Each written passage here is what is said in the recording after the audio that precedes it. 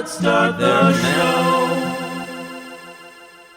You're talking, but are you listening? Well, that's the thing, David. I have been accused in the past of that very issue. Did you wind up seeing The Bride? Dude, that's what we got to talk. Yeah, I want to hear. We got to talk. This is going to be Here Comes the Bride, the new segment. Here Comes the Bride.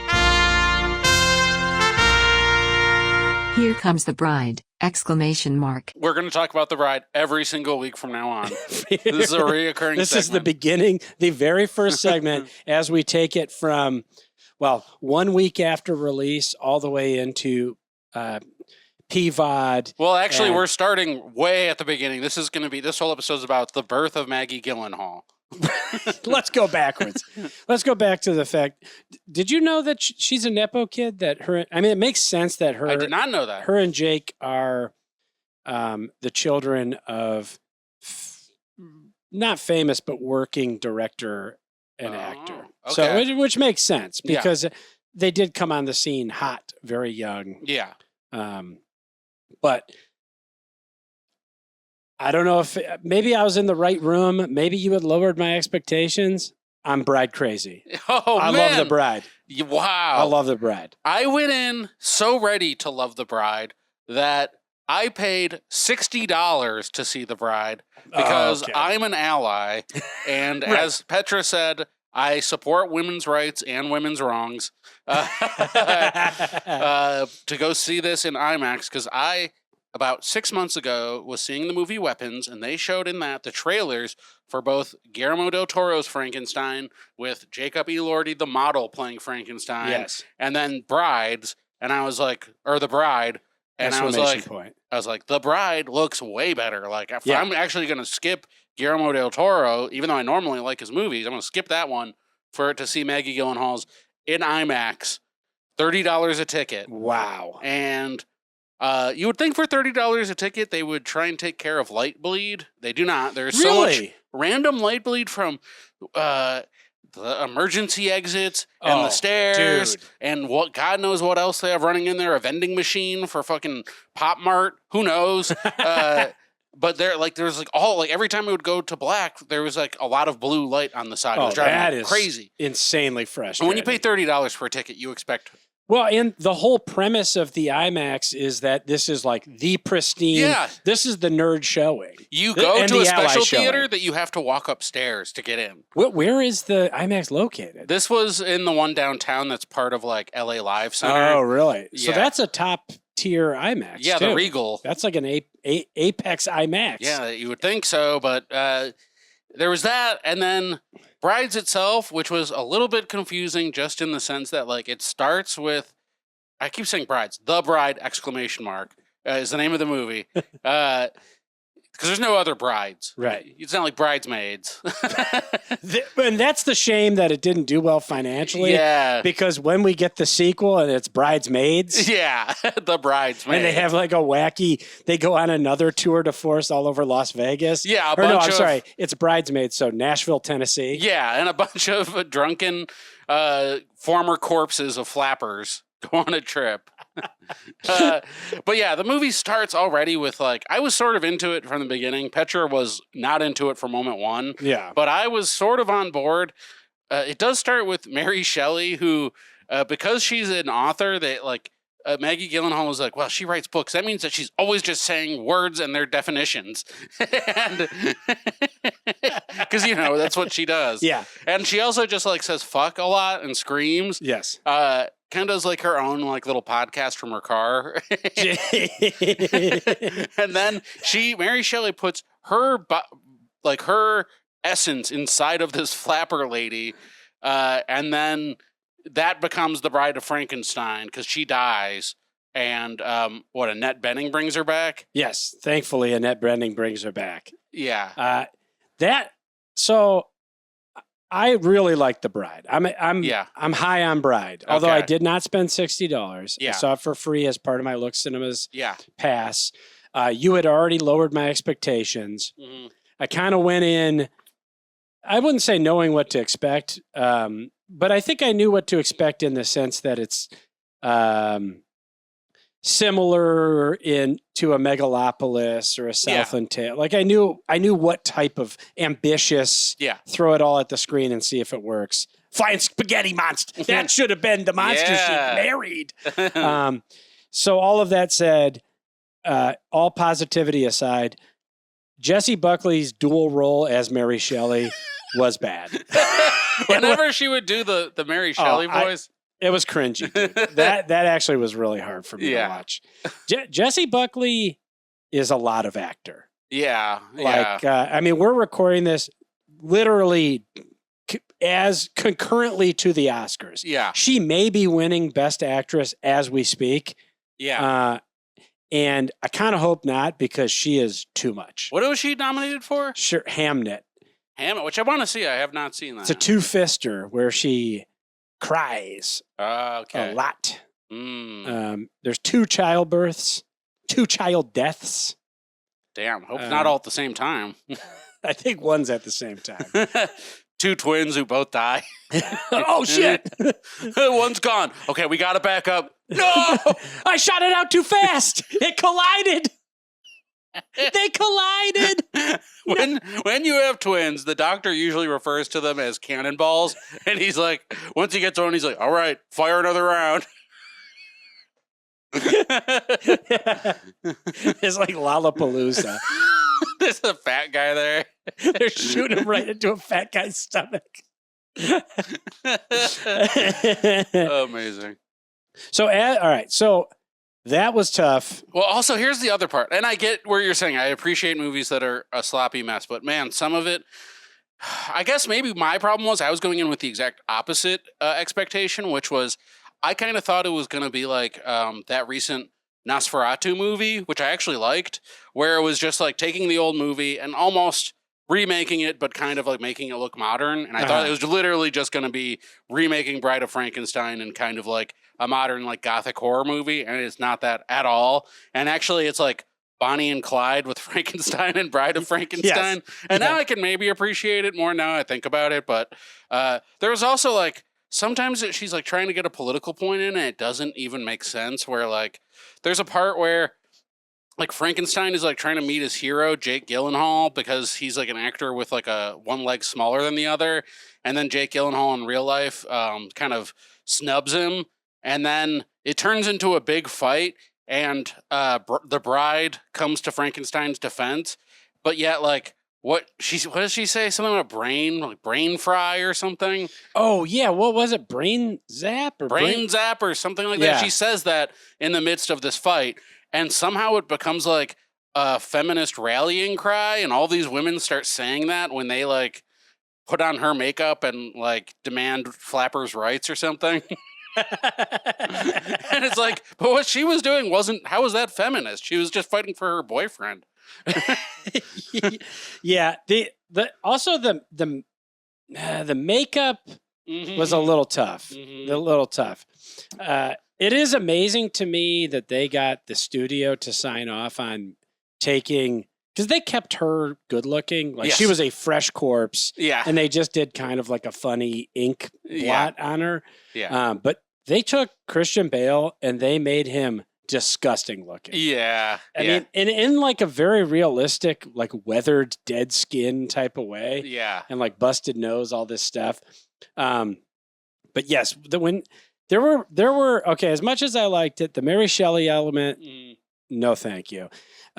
Setting off some sort of social movement, maybe not, even though I got like the Bonnie and Clyde elements of it. Yeah. Really liked the Club Rectum part.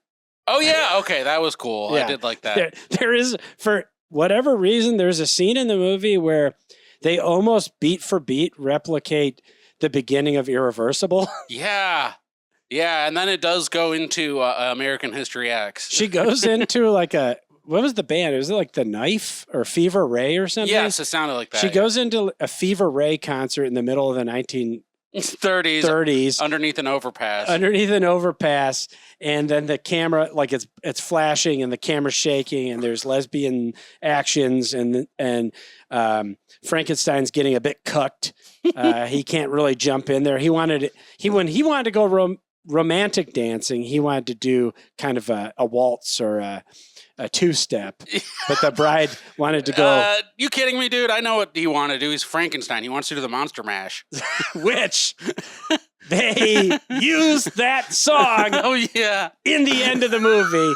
So anything negative you could possibly say about the bride, and this is where I push back on all your feelings, David. The second you hear the beginning, the couple chord strikes of the monster mash, I don't know, man. It totally, I couldn't, I was like laughing ear to ear. I mean, Yeah. Admittedly, The more that expectations really plays a big part of this. I gotta say too, you know, the movie, like, if you would have just told me, like, dude, this movie will look and feel a lot more like Rob Zombie's Munsters movie. yes, yeah. than any other thing you can think of. Yeah, that was definitely a key part of it, I think, is like it did that Rob Zombie's Monsters or Natural Born Killers thing where it did like 7 different types of film stock. Yeah. And there was all these hallucinatory scenes where Frankenstein became the super fan of Jake Gyllenhaal movies, and then he was in the background of all these Jake Gyllenhaal movies. Yeah. Also, the drive-in movie theater, that looked, for a movie that was like $100 million, and clearly, like, it looked like $100 million. I mean, it was shot on IMAX. Like, it was insane looking. Yeah. The drive-in movie scene looked like when a local parks and recreation organization sets up the... Yeah, dude. It was also like whenever, because they would do this thing where Jake Gyllenhaal was supposed to be a silent film star, so they would remake these old like Busby Berkeley like song and dance movies and then put Jake Gyllenhaal in there, and it's just people's faces don't look like Jake Gyllenhaal's faces back in the 20s because people didn't have that access to like steroids and like Botox or whatever. And he has like this chiseled, insane, like 6'5" physique. And you're like, he's dancing around with all of these like old timey depression people.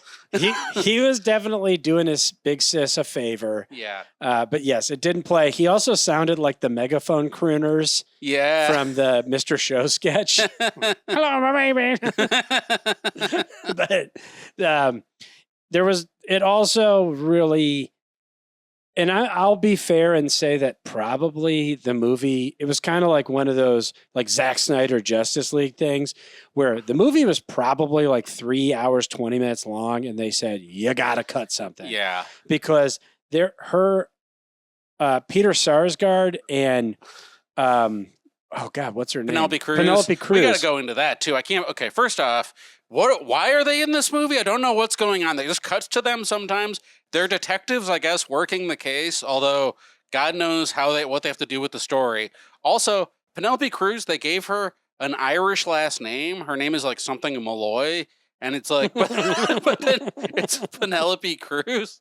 Yeah, they completely kind of wasted an apex actress. She has like 6 lines in the whole movie. Yeah. And she literally only does exist for like a yassified moment. Yeah. Where Peter Sarsgaard realizes the error of his ways, having taken all the credit for great case solving, and decides to lay down his badge, contingent exclusively on the idea that he could give it to whoever he chooses. Yeah. And so he self-promotes her into a yassified role as the lead detective for what jurisdiction, I have no idea, because it actually goes from city to city all over the country. Just detective of Frankenstein's. Detective of Frankenstein. Frankenstein's monster. Yeah. Even though he does go by Frankenstein in this movie. He dispels the entire Frankenstein's monster. In this movie, Frankenstein's monster is what he calls his penis. It fits the mold of the type of movie that I love, where it is like, I keep saying Southland Tales, and it's nothing thematically, even filmically, it's not really that similar to Southland Tales, other than just conceptually. It just throws a lot in there. Everything is in there. Yeah. All the characters, like the bride character has multiple different names, and she's named after, like, when she's alive, she's named after Ida Lupino. Yeah. But also somebody else is also named after Lupina. Ida Lupino. Yeah, I think her name is Ida, and then like the bad guy is like Lupino. Yes. And then, so she's named after all the great old film, female film directors. Like it has a lot. Great character actors all around. Yeah. The one guy, there is a guy who is a character actor. Now his name is escaping me. But he usually plays like kind of a gross dude. He has a hair lip and like a little lisp, and he always plays like a Weasley guy. But in this movie, they elevate him to second tier mob boss. Yeah. Amazing. Yeah. It was great to see him. Yeah, the doing that casting, thing. the cast was all around good. Maggie Gyllenhaal knows how to shoot a movie. I've not seen her other movie. Yeah, I didn't watch it. It's a Netflix exclusive, and I'm kind of in and out on Netflix. Yeah, I barely use Netflix these days.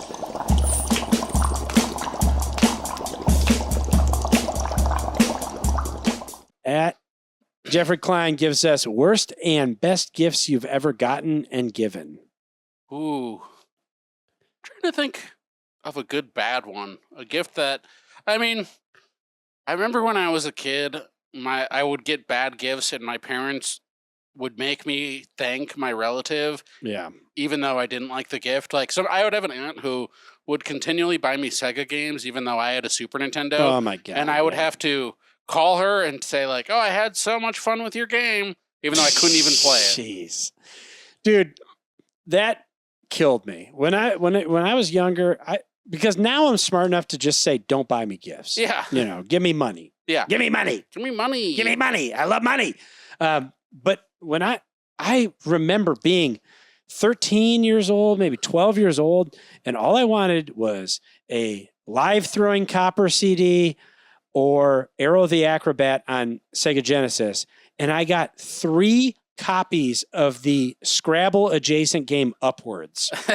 It was because my birthday's also right by Christmas. Yeah. So I always got combo gifts, so they would have to give me less. Yeah. And they would always be whatever was the hot gift of Christmas. So you don't have to think about what this person might want. You just buy the thing that everybody wants. Yeah. So Upwards, I guess, was that one year when Old Navy did Polar Fleece. I got everything Polar Fleece. The performance fleece. Everything. Yeah, the I remember whole those. fucking outfit. And I didn't wear it. I have eczema, David. It itches. Yeah.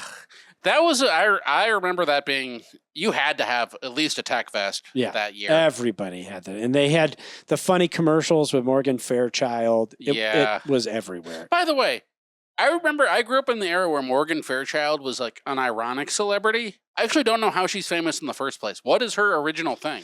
That's a good question. I think she was on Dallas, maybe. Now I'm gonna look it up. Because I remember her showing up and everyone was like, "Haha, there she is," and I was like, "What's she from though?" Yeah, she was, because she did have a good sense of humor about herself.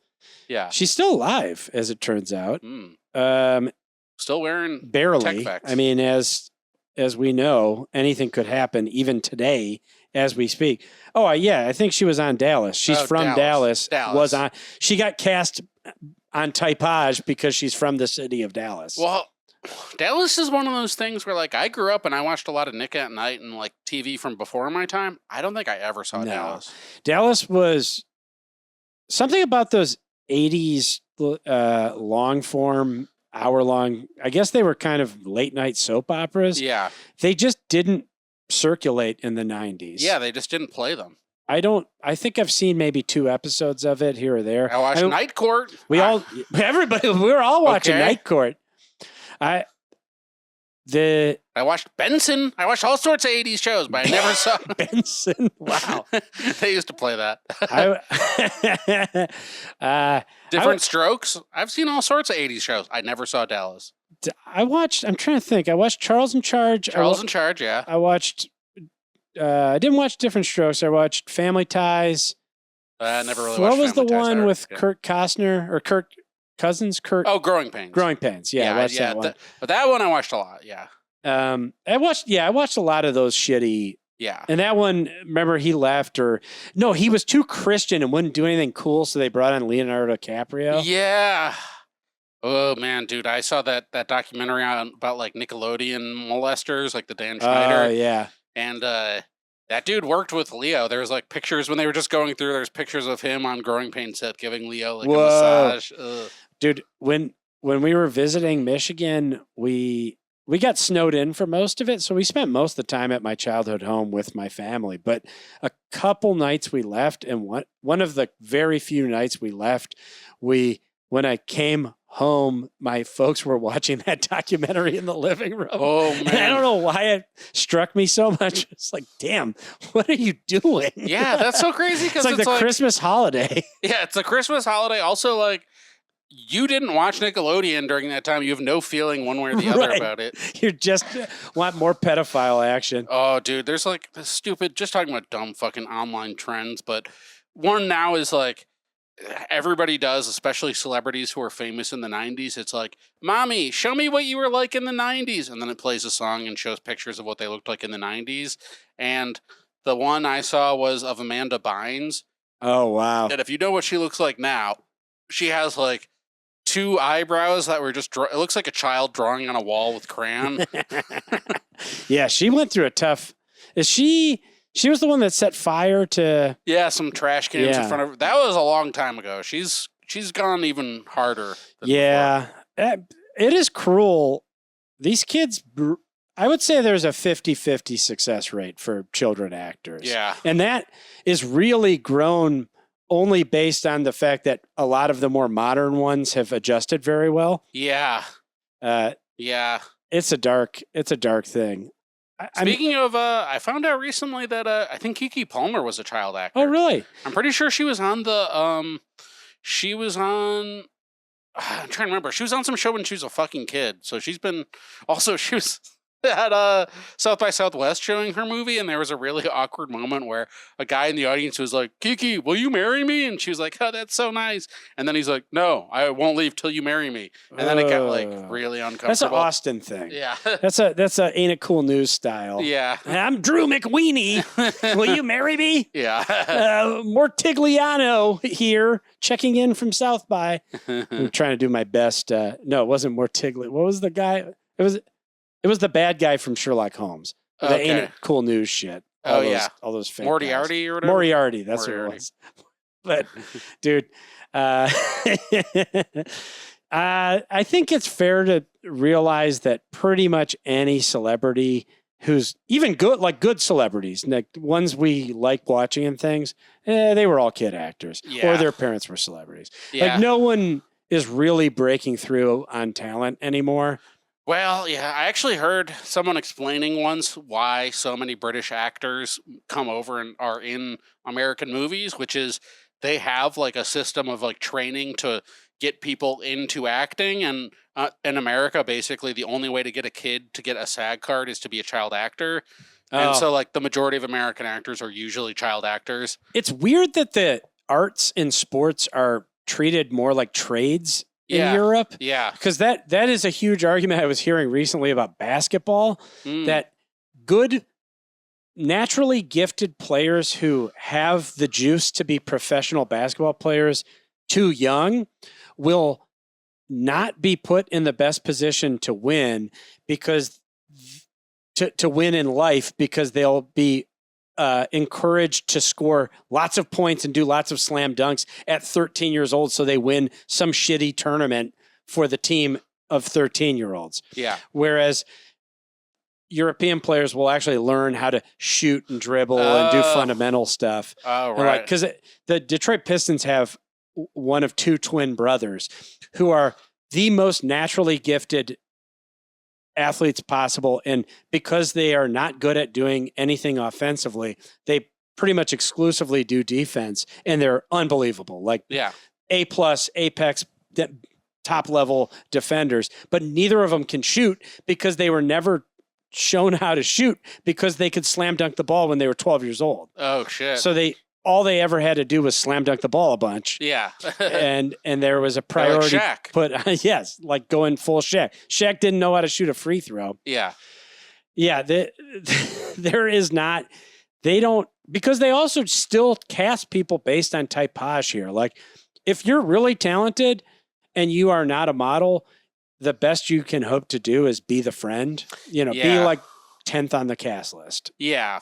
But otherwise, you have to be extremely good looking to star in an American movie. Yeah, you pretty much You got to be John Cho level. You can be funny friend if not. You know, Rob Schneider was like the funny guy in Judge Dredd. Yeah, but you had Sly Stallone. Sly was the center of it. It's amazing to me. Remember, he did a peen. Did he? Where did he do it? It was in the movie The Specialist. Yeah. But I think they cut it, but they made him look bad because they made it look like he had a little tiny penis. Yeah. Because they cut around it. And so instead, he had shorn his pubic area and then. Hoping it would make it look bigger. Right. But. It backfired. Yeah. They showed his like pubic line and leg and part of his pubis coming out from behind the curtain, but then they cut it there so you didn't actually see the penis come out. And so they should have put like a broomstick into the curtain to like stick it out. Yeah, it was like an optical illusion though. Yeah, it like made it look like he didn't have Austin a penis. Powers. Yeah, they put a sausage in front, and someone's eating the sausage. Elizabeth Smart was eating a sausage. He's like, cup the balls. It wasn't Elizabeth Smart that woman who disappeared. Yes. Dude, it's so hot right now. I'm confusing tabloid crimes with actresses in Austin Powers. I heard that Elizabeth Short came back to Los Angeles. She wasn't wearing black anymore, but she still had a secret, she said. And on that note, you know what? I'm going to go ahead and just intro this podcast. Oh, my God. Welcome to the glitz and glamour of Hollywood. Here it is Hollywood. On Oscars Day. Oscars Sunday. This is Loose Lips. I'm David. And I'm Nate. Here we are celebrating movies. You just got to go watch them in theaters. Yeah. You got to go see them in IMAX, spend $30. I cannot believe that, dude. Yeah. The price of IMAX is fantastic. And I say that only because I just put a job application in at IMAX. It's fantastic. What a great price. Stuff, yeah. If they don't hire you, fuck them. It's a ripoff. It's a ripoff. Dude, that you reminded me too, because they built a new theater in Glendale that all theaters older than a certain point in time did not have to update the lighting for the fire.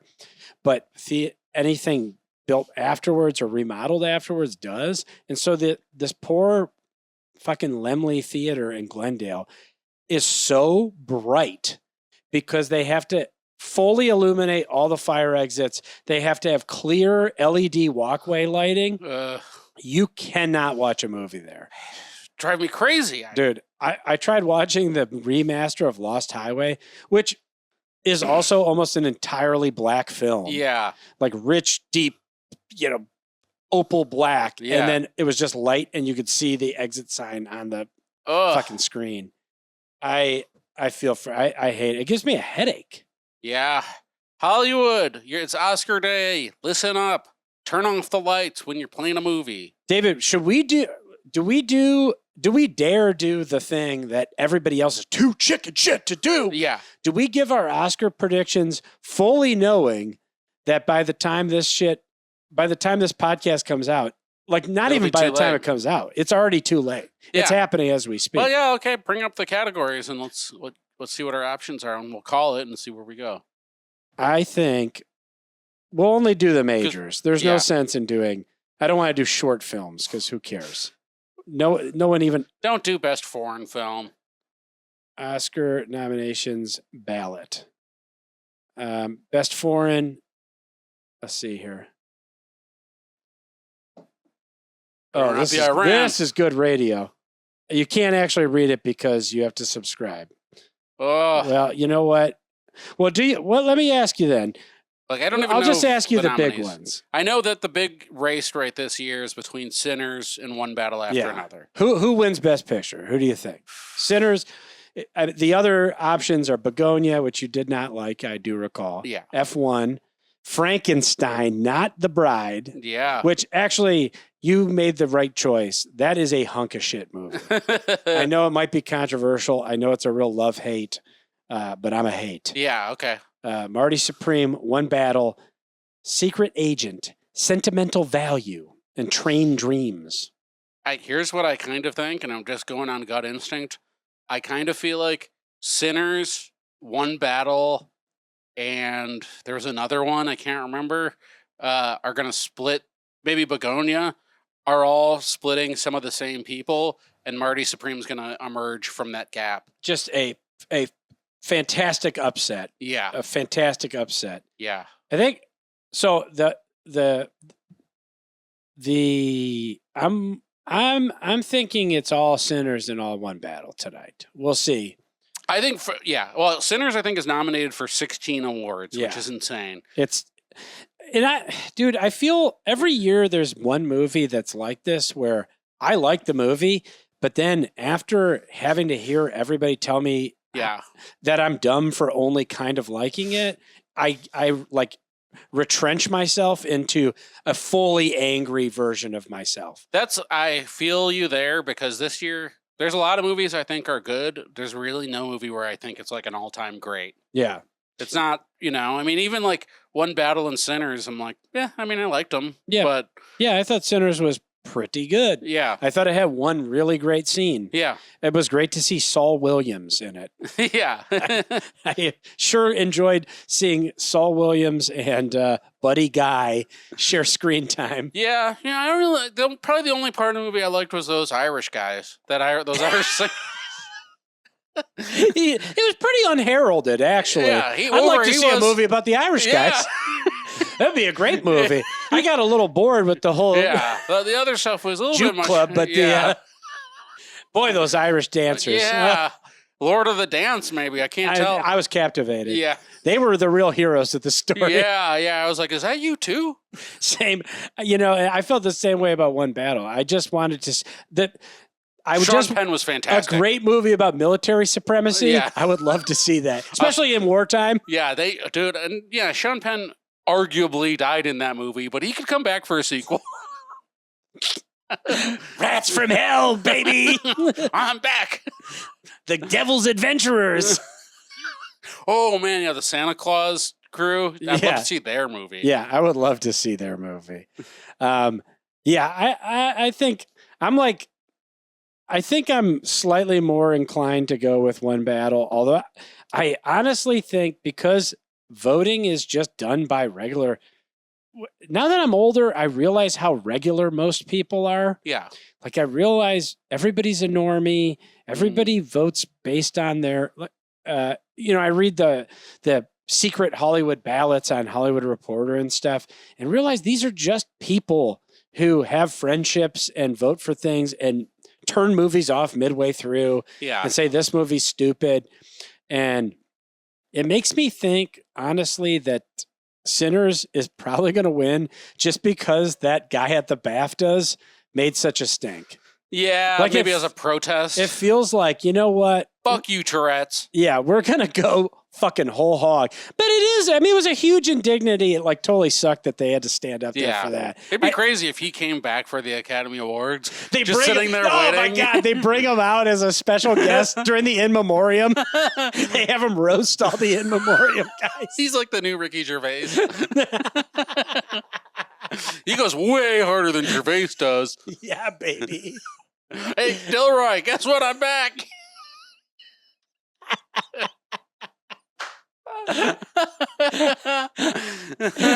I'm backing him over the pond. I got a few more I learned. He was doing research on American slurs. I was going to call you a tosser, but... He's got to reconfigure, though, because it's acceptable to say cunt there, but not here. Now he's got to add that one back into the repertoire. Cunt wasn't one of his ticks, but when he comes here, it is. That's what happens when you cross the meridian. Oh, my God. I don't know. This is actually a bad segment. We're making it funny, but now I'm realizing there is no reason for us to pick the winners of something that it will be public knowledge on Tuesday or Monday when I release the podcast. Yeah, normally I actually go out of my way to try and watch them, but this year I wasn't too excited about anything. I intend to fast forward through it right after this podcast. Yeah. The only thing I really want to see is the Nick Reiner tribute. Or the, oh my God, slip. How amazing would that be if they fuck up and they accidentally just do a tribute to Nick Reiner? Conan O'Brien comes out and does the Nick Reiner tribute. It is weird, though, that Conan is hosting the Oscars. Yeah, they're going to do a tribute. Like, basically, this is his next party. Like, who's going to die after this one now? This is like Mask of the Red Death, dude. If I went to that party and I saw someone getting into a fight with Bill Hader, I'd fucking report that person to the FBI. Yes. Anybody who crosses Bill Hader at this point, you have to call Kash Patel. And he can use his newly learned UFC maneuvers. Are there any celebrity kids left yet? Like, who are the people who have like a Lily famous... Rose Depp? Yeah, Lily Rose Depp gets into a fight with Bill Hader. I'm gonna personally watch out for Johnny's safety. Yeah, we'll be checking his ice cream supplies. Make sure they're not poisoned. Yeah, who other? I mean, they all have kids. Oh, wait. Who's the girl from Hacks? Isn't her mom? Her mom's Lorraine Newman. That'd be punching low at this point. Free Palestine! Kills her mom.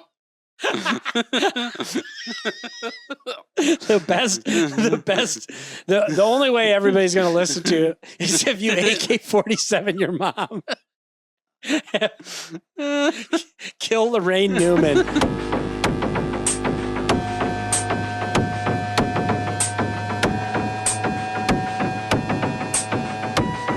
Should we get into a topic, David? Let's do some freaking topics. Lois, we're doing topics, Lois. We're doing topics. Lois, topics. Man, that. I feel like that was a pretty good. That was a Family Guy. Yeah, that was a pretty good. Whoa, okay, breaking news right now, breaking news. Yeah. At Snack McFlurry gives us just a heads up. Ted Season 2 has full peen. This is huge. And it is streaming on the Peacock app. Full peen from Ted 2. I'm loving the dedication. We were just doing some Family Guy. I can't believe the kismet of seeing that as we were doing Lois. Yeah. I got to say, I might have to add a whole new... Let's go into the peen zone. Oh, yeah! Lenny's Peen Zone. Let's open the door. Here we are. It's been a minute since we've been here. I'm so happy to be back. This is, it's, my panic room. If someone were to break into my house, I'd run to the peen zone.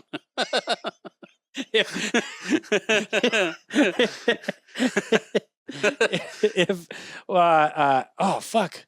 Dude, I just forgot who shot Ronald Reagan. Oh. And who shot JR. And who shot... Why did I forget that? Who's the dude who shot... Man, my God. Not Mark David Chapman. It's the other one. Mark David Chappie. No. It's the other guy. Oh, my God. Because it's so hot out, my brain's barely I know, working. dude. And I mean, we both... It's hot, and we both have Oscar fever, and so it's just... We're having so much trouble right now. Shot Reagan. Anyhow, I just ruined the bit because I was trying... John Hinckley. John Hinckley. Yeah, whenever John Hinckley... I'd love to see John's Hinckley. Now that we're in the peen zone. Oh, but my whole thing is now that we're here, I might have to add a whole nother rule because the whole reason we forged the peen zone in the first place is because there wasn't enough Dixon movies. Right. And then all of a sudden there were... But now that there's so many, I feel like I have to add like a little asterisk and say, not in a comedy. Like, if you see the dick and it's supposed to be funny that you see the dick, that counts less. Yeah, if you're laughing at the penis. Yeah, I don't want to be laughing at the penis. Right. I want to be, I'd even take scared by the penis. Right. This is kind of a walk hard situation. Yeah. Or, what was that movie? Forgetting Sarah Marshall? Forgetting Sarah Marshall. Yeah. That one he was definitely also doing a little self-service there. Yeah. He was, he's a tall guy. Yeah, he wanted to show off how tall he is. Yeah, he'd been tying rocks to it to stretch it out before the movie. He'd been lifting weights with his wiener. No, I agree with you. And I mean, it is, I think, I don't want to invalidate that Ted has penis in it. And that's great. That is great. And you know what? This is breaking, and it is fitting that it's on the Peacock app. All of these things are great. It makes me want to watch Ted, honestly. Yeah. If it wasn't enough that Seth MacFarlane plays Bill Clinton with an AI Bill Clinton face mapped onto his, then adding the penis is bringing me ever so closer to watching Ted the television is that series. the context of the peen? Like, and then there's like a whoa, what if it's to the left? Yeah. Angle to, whoa, I didn't even think about and that. And then he makes his wife wear an AI Monica Lewinsky mask. We might have to and start screaming at Rupert Murdoch. You fuck me, I fuck you.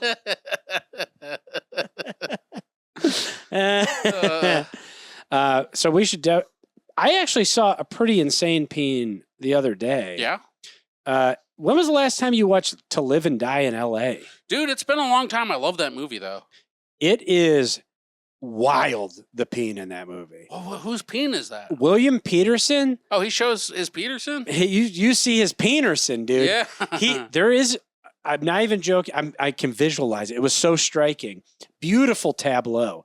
But he's about to have sex with his girlfriend. And, normally in these movies, you would be seeing the female nudity. Yeah. But instead, you see a dead-on shot from the top of her head and his head as his decrescendoing down on top of her. And you see his like semi-hard penis as it comes closer and closer to its entry point. Whoa. Like it is crazy. Like dude. he was like walking towards her with a boner or like No, he was like laying down on top of her, but they had backlit, so it's very artistic. Yeah. They had backlit it. Light the peen. He was sunning his We're gonna anus. need a peen light. They do like a laser pointer on the tip. Where's the tip? Just the tip. But it was pretty spectacular. I need to rewatch that. Yeah. I didn't finish it. Had you seen that movie before? I did a long time ago, and I didn't really like it at the time. Well, the movie, and don't listen further if you haven't seen it, because this is a really huge spoiler, but the movie did something I've not really seen any other movie do, where it's like an action movie, and it's following one guy throughout most of the movie, and that's the hero, and that's your guy. And then like 2/3 into the movie, he dies, and then it just switches, and you follow somebody else for the last part of the movie. William Peterson dies? Yeah. It's I really did not remember he that. dies, and you're like, oh, I guess the movie's over. And then there's still another half an hour where it switches and it follows another guy. Shit. Wow. Okay. Yeah. Well, I'm glad he had good semi-erect sex before his passing. Yeah.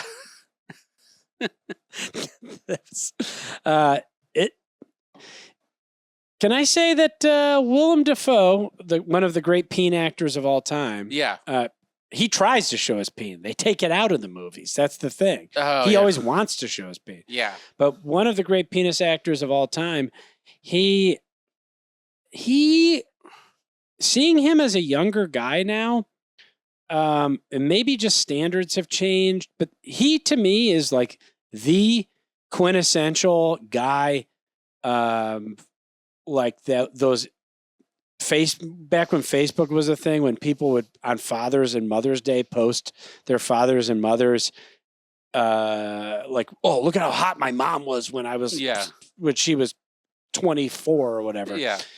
Willem Dafoe, I don't even understand why he was considered a creepy, ugly actor. Yeah. He's extremely good looking. Yeah. Young Willem Dafoe is strikingly good looking. Yeah. Yeah. Like even, because I know it was like a big thing on Twitter or whatever a few years ago. Steve Buscemi, whoa, he was hot when he was young. Whoa, I can't believe it. We always thought he was weird looking. He's actually good looking. Willem Dafoe, even more so. I mean, he's just straight up. He's basically a theater kid who's really good looking. Very with chiseled. Big long dong. Yeah. I feel like he became more he was very good looking, but his head was so square and almost chiseled that it just, as he aged, he looked more wiry, and he played a good creep or a bad guy. I actually sort of had this feeling last night. I was watching an old Bruce Lee movie, like one of his like Hong Kong ones, and it was like, so he's way before he's famous and like internationally, and I'm like, he's so clearly a good looking guy and better looking than anybody else there. Yeah. It's like he's gonna fucking make it out of Hong Kong. yeah. That whenever I've seen in person a few celebrities who are like big level actors and not we're not talking about your run-of-the-mill UCB guy who strikes it big and is on like a sitcom or playing the secondary character in something. When you see somebody who leads actual movies Oh, yeah. in person, it is so undeniably clear why they lead actual movies. Yes. And it's always like you kind of don't want to talk to them or be around them too much because you're just like, you're like in your own world and I don't want to enter that I can't, world even. Yeah, I couldn't. I had to wear sunglasses around Mads Mikkelsen. Oh, my God. And John Cho from Harold and Kumar. So good looking. Yeah. So much better looking in person even than he is on screen. But like, because the camera adds 10 pounds and you do, it degrades you. You know, Yeah. It degrades you. Don't degrade me. You don't even realize it, but these are good looking people. Yeah. I mean, again, you got the secondaries, you have your UCB types, but the stars of a movie are stars for a reason. Yeah. Yeah. And Ozempic these days definitely helps the cause. I'll tell you, dude, Ozempic, it is creating a weird turn with the whole body positivity thing. Yeah. It's very strange to see all the body positivity people from like 7 years ago just slamming Ozempic now. Yeah. You know, it's your body. You do what you want to do. Yeah. You should not be beholden to being heavy your whole life just because you said it's okay to be heavy. So my brother was prescribed Ozempic because it was diabetes, and it is nice to know from what he told me, the way you lose all that weight is it just makes you constantly have to shit, and Oh, wow. you constantly have to go to the bathroom, and like you actually can't process most food, so you just eat less. And like if you even try and veer off course and eat a little bit more than you think, you'll just get instant diarrhea. Oh, wow. And so it is funny that all these Hollywood people are, they just like smell like shit all day. Dude, that every time I like read an article, like some Page 6 shit or like back when Gawker was a thing, and you read the articles, it always just kind of made me scratch my head or give me pause, I guess, when I would read somebody stinks really bad. Yeah. Or that somebody Steve Jobs. off camera smokes a ton of cigarettes or cigars or whatever. Steve Jobs famously, he had this weird only fruit diet. He was a fruitarian, and apparently just doing that makes you smell really horrible. worked. Yeah. He smelled like shit and he died. Yeah. Smell like shit and die, asshole. I used to know somebody who did something similar, and I think I know who you're talking about. it was heinous. Yeah. It just, you can like smell the body cannibalizing the joints. Or something. Yeah. Like, Yeah. it smells like the body is breathing dust. Yeah, because you're also like, if you're only eating fruit, you're basically just eating nothing but sugar in a way. Like Dennis the Menace. All these little fucking Dennis the Menaces running around. At Healthy Snacks gives us Zins. Zins? What You isn't ever that do that Zins? cigarette thing? Yeah, it's like a nicotine pouch you put in your lip. Yeah. But you never smoked. I so- never really smoked, so I don't know. Like I remember when Zins were a thing, but I don't know if they're already like done. Like I never really see people talk about Zin anymore. I feel like people still do it, but I think it became less of a trend and more of a habit now. And people just do it because they like it a lot. Yeah. But maybe I'm wrong. I have never done a Zin. I am literally next week, 9 years quit from smoking. Hell yeah. So I just don't ever want to introduce nicotine again into my life. Yeah. 'Cause it's just, it really had a hold on me. Like I Yeah. could not quit. And I loved it. I mean, really, really loved nicotine. I couldn't believe you ever quit because you seem like you have the personality for smoking where it's like it would relieve your nerves in a way. Yes. But in a way, it would also reinforce your nerves. Like, Yes. it would- Yeah. It gave additional, like calendar events, basically. Yeah. Like it gave additional responsibility, which I didn't like. I did Yeah. like that it relieved my nerves, and it gave me a great out when I wanted to leave a conversation or something. Yeah. but it also created a thing where it's like, now I have to think about, okay, when am I going to get my cigarettes in today? Oh, I got to get a cigarette in the next hour. I remember when you were trying to quit, your like mentality around quitting was like, you couldn't stop yourself from the habit of buying them, but you still wanted to quit, so you would be constantly giving your cigarettes away to people. Yes. And I remember at parties, you're like, no, take a cigarette. And people are like, I don't really smoke. Yeah, no, just take a cigarette. Have cig. It was a deeply, thankfully I quit before whatever law they passed to bring it up. And you gave me grief about that actually at the time, because I had voted for the law that was going to double the price of cigarettes. And you were like, why would you do that? You smoke cigarettes. Like, well, I'm probably going to quit. I deserve the punishment. As a way to get myself to quit. Yeah. But I did vote for that. But thankfully, I did quit before any of that really came to pass too much.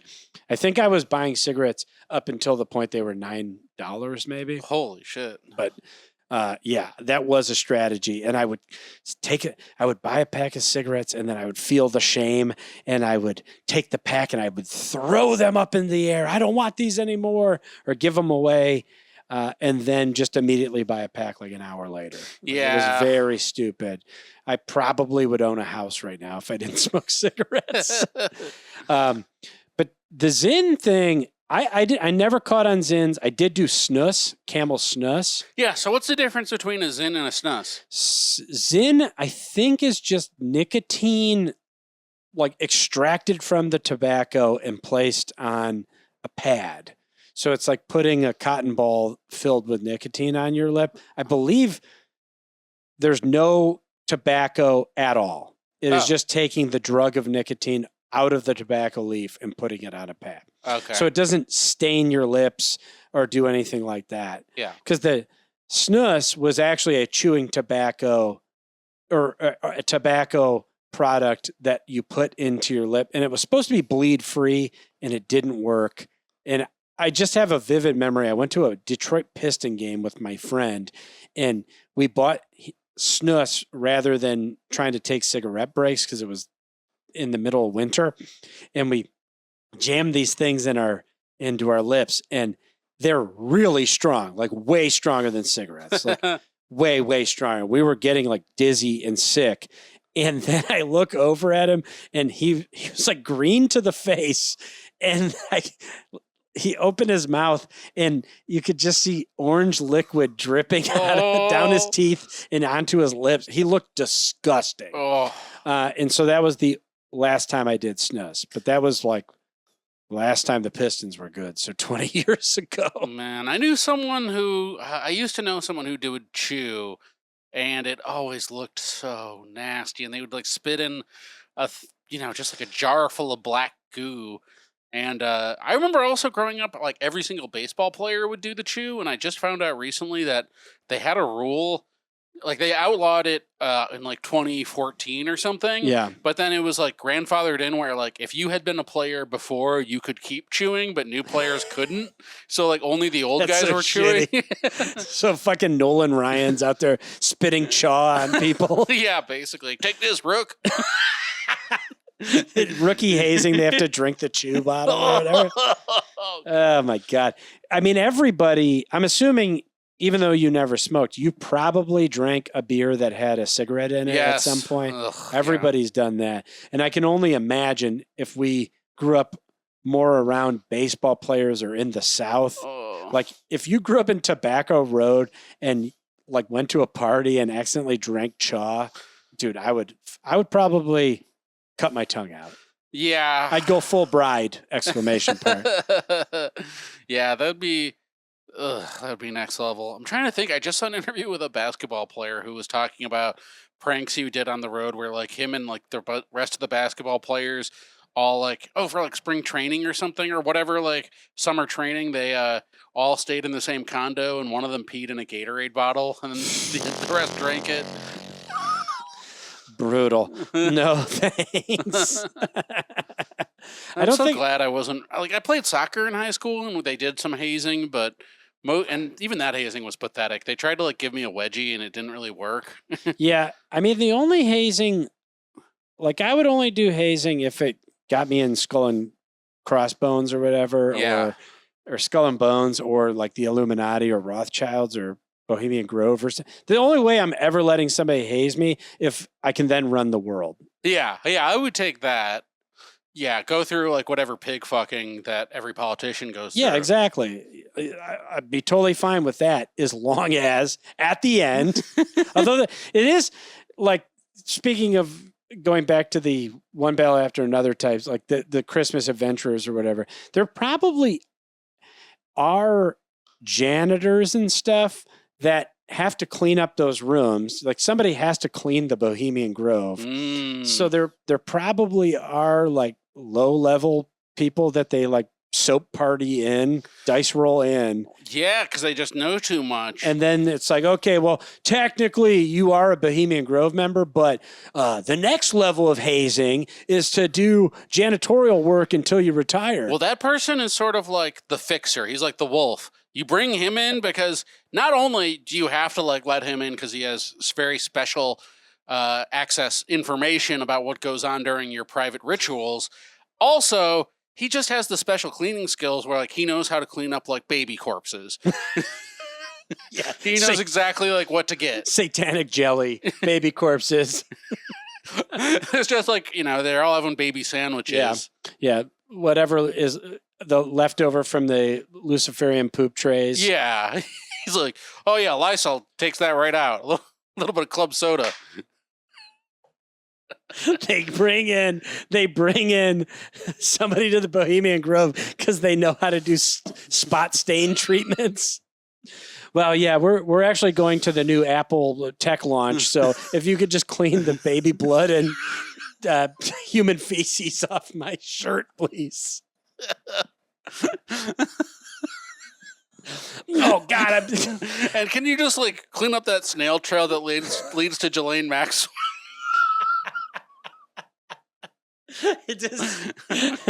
Does club soda work on adrenochrome?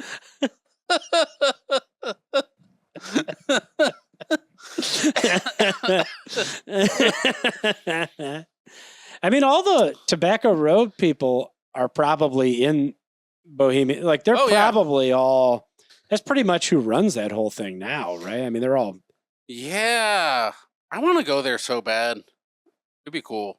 It would be pretty sick. I watched a little interview with a bunch of people who live in the surrounding community. Yeah. And it is interesting because it's like Bohemian Grove, there's the big club in San Francisco, and that's just a thing. But then there's also the retreat in Northern California. And otherwise, it is basically like a meth town. So it's just a bunch of, marijuana pruners and meth addicts. It would be so great if they were doing that one year and just some tweaker like busted in and robbed them all. Well, that makes me wonder, like, maybe they picked that area just because, well, these people are not credible. No one is going to believe anything they say about what happens here. I swear to God, I saw they were the fucking alien from Area 51.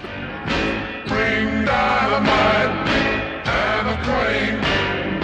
Blow it up, start all over again. Build a town, be proud to show. Give the name Tobacco Road. I got to bring something up to you because technically we also had the topic from Pam Oscars, which we kind of covered earlier. Yeah. But I think that's a nice window talking about Nick Reiner because something happened this past week, David, that I'm absolutely fucking chilled by. And I think this goes a little deeper than we even knew because Nick Reiner is behind bars now. Yeah. Okay. He, as one of the top Star Whackers, as the Manchurian candidate of Star Whackers. Yeah, as the fall guy. And really, it seemed like things had slowed down. All of a sudden, this past week, speaking of the Hollywood Reporter, interviewing Harvey Weinstein, look out, Harvey, because who knows who's going in. Look at this, David, real quick. That's Hollywood Reporter. That's a screen grab. We have movie news. Jeremy Larner, Oscar-winning screenwriter on Robert Redford's The Candidate, Yeah. dies, 88. Next bit of news. Writers Guild negotiations priorities approved by members. Health plan funding, AI, and compensation. Next bit of news. Alan Trustman, screenwriter, The Thomas Crown Affair, and Bullet, dies, 95. Dude, What the fuck? I'm wondering if this goes to... Is there a double agent in the union? Yeah. They're ratifying and approving AI technologies at the same time that they're killing off some of the most lauded Yeah. and celebrated Robert Redford screenwriter. Yeah. The guy who wrote Thomas Crown Affair dies. Yeah. He stands up and says, no AI on my watch. Right. Right. Yes. The very next news, dude, David, he dies at 6:57 p.m. They report Alan Trustman dead. Bullet, screenwriter. 7:35 p.m. Writers Guild negotiations prioritizing AI. Why are they even pretending like this isn't connected? This is 8:01 crazy. p.m. Jeremy Larner, Oscar-winning screenwriter, dies. What are they doing? What are they hiding? Why are they acting exactly like it's not connected? It doesn't make this. You can't square this circle. This might be even deeper than normal, because normally when we are talking about these obvious murders, it's like, yeah, it's the Star Whackers. But when you tell me that they came against AI and they were dead within minutes, it makes me think this might not even be the Star Whackers. This might be the AI itself. Right. This might have been, we need to check, do they have a phone in their pocket? Did ChatGPT activate and then turn on superheat, supercharge, explode on them? What if they downloaded the app STRWCKR? Yeah. Like, what if they didn't know, but they downloaded a malware Star Whacker app that is giving, and they say, do you trust this to give live locations only when using the app, whatever? They hit yes, because these guys, they're writers, they're not readers. I mean, even if they don't have their phone on them, maybe they're not of the generation where they were big phone guys.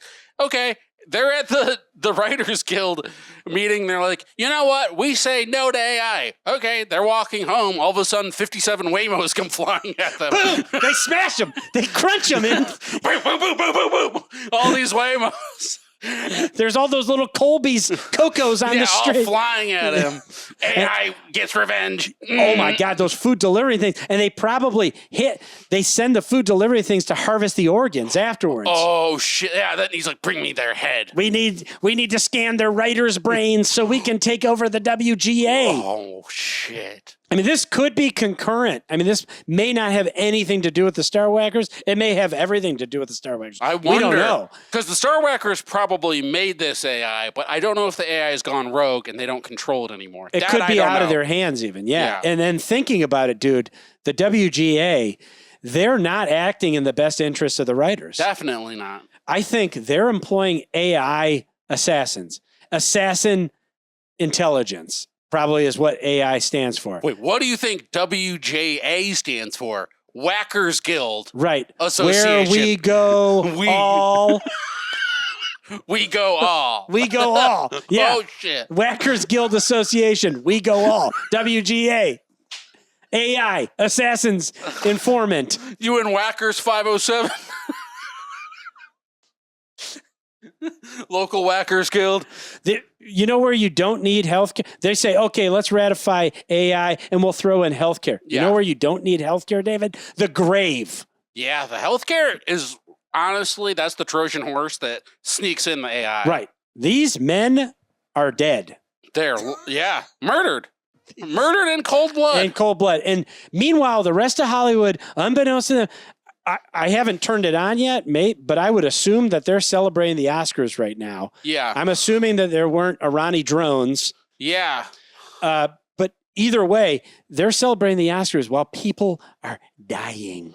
Yeah. And I'm not talking about war people. I'm talking about celebrity people. I would be really curious to check this year's Oscars to see if they still do the in memoriam section, because really that's just a list of the Star Whackers crimes, and that could really it would draw a lot of attention, I would think. Yeah. You would think they would get rid of that. Because at a certain point, we're just asking questions, but at a certain point, you have some of the most powerful people in the entertainment industry and in the media industry writ large, all in the same room, and then you're going to show Little Rascal dead. Yeah. Prominent writer of The Candidate dead. Bullet dead. You're going to show all these people. Little Rascal Tradcath. Yeah. Tradcath. They just write that down. Bug. Tradcath. Tradcath. 3 in a row, baby. We're hitting the cycle on Bug. But you show all these people, all these dead little rascals. Yeah. You don't think they're going to start asking questions? Where are the little rascals going? They're children. They're killing children. They're killing children.